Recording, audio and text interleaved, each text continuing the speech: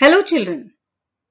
Today we'll be doing the reading, explanation and poetic devices of the ball poem written by John Berryman.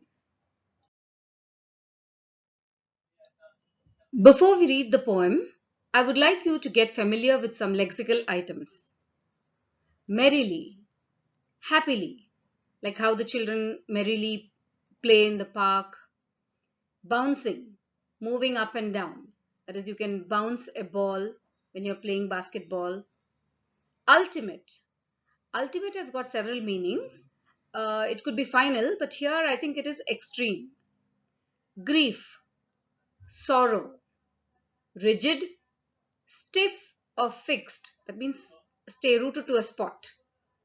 Trembling, shaking. Harbor, where ships load and unload goods. Intrude, to put oneself where one is not welcome. That means when someone wants to stay uh, alone or in solitude, you cannot go and intrude on their solitude. A dime. It is 10 cents in the US. Epistemology of loss. Epistemology actually means knowledge or study of. Here, epistemology of loss means to study or know about loss.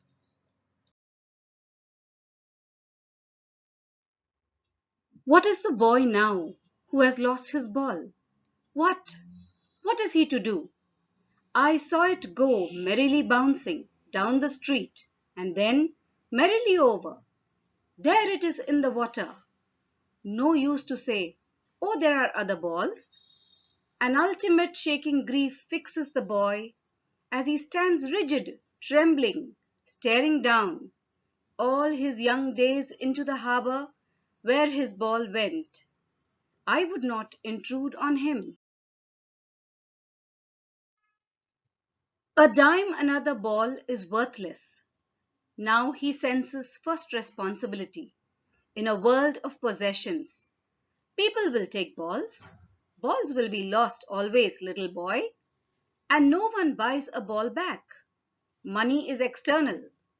He is learning, well behind his desperate eyes, the epistemology of loss. How to stand up, knowing what every man must one day know, and most know many days, how to stand up. Now, this poem is about a boy who has experienced loss for the first time. Now, what did he lose? He lost a ball. Now, you would think, after all, it is a ball, so what? Now, here we need to understand that this ball actually symbolizes the boy's childhood, his innocence, or you can say his prized possession.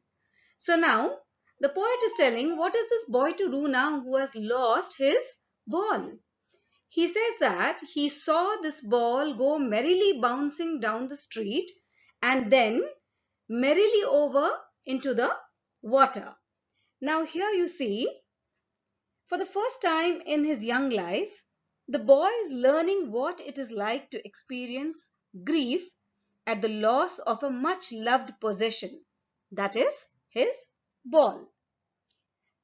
Now the boy loses the ball and the poet watches it bouncing down the street into the water. Now for us it might be of minor consequence, children, but to the little poet it was a valued possession. The poet here stops himself from saying that there are other balls. He says, oh, there are other balls, but he feels that it is useless to say that because that ball is very valuable to the boy. The ball had been with him for a long time and it was linked to the memories of the days when he played with it. So, it is very important to the boy.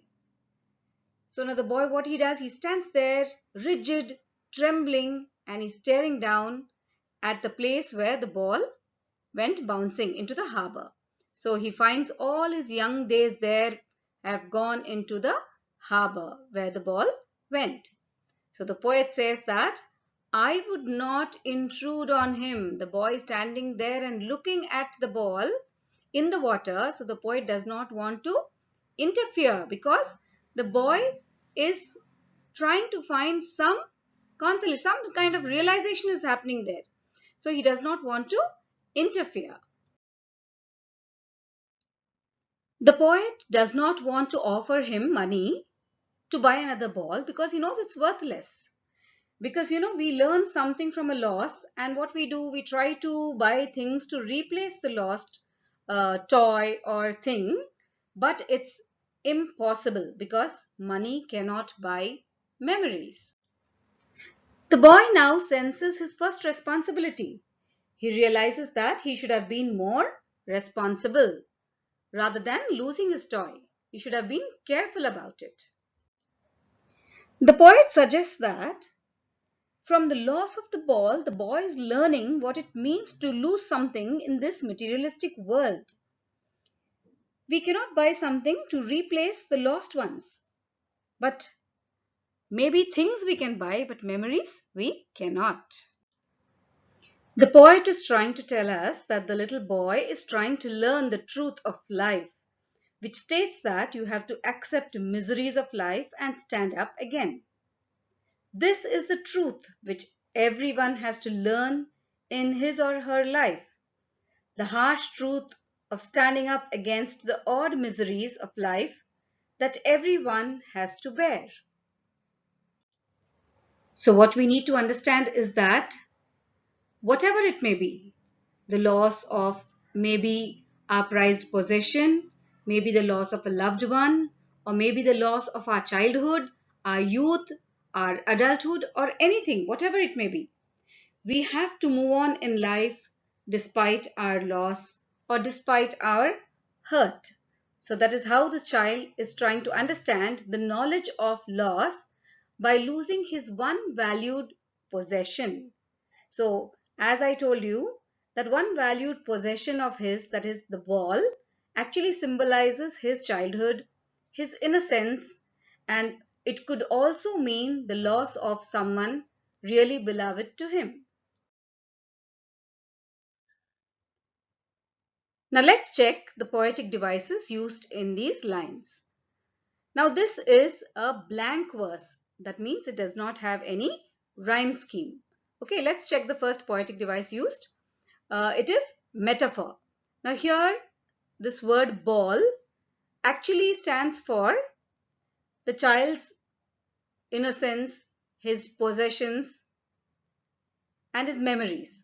So it is an implied comparison of the child's possessions, belongings, or childhood. So it is a metaphor. It is also symbolism because it symbolizes the loss of something. Then you have the word what repeating in two lines, and then the word merrily also repeating. So I had earlier told you the repetition of a word at the beginning of a line and in consecutive lines is called anaphora. So this is anaphora. And then you have the vowel sound O repeating here in this line. So this is assonance. I hope you understood, children. And then you have the word what repeating. It's repeating in this line. It's repeating here in what. That is repetition. And then let's check on the other poetic devices. Can you see enjambment here? See, there is this line which goes into the next line without a punctuation. So when a line moves on to the other without a punctuation is called enjambment. You've got all these over here, you see. Okay, this is enjambment. And then you also have imagery. You have visual imagery. When we are talking about this, we can actually visualize the ball merrily bouncing into the water. Now let's check alliteration. We also had alliteration in the first lines also there when were sound is repeated in what and also in who has lost his ball. the her sound. And here we have, yeah, buys a ball back. The b sound is repeated. So it's easy to find alliteration. So you can actually check and see where there is alliteration. Okay, here you have man, must, and then also there is enjambment in these lines. You can see enjambment where there is no punctuation and the line moves into the other. That is enjambment. So those are the poetic devices used, children. In,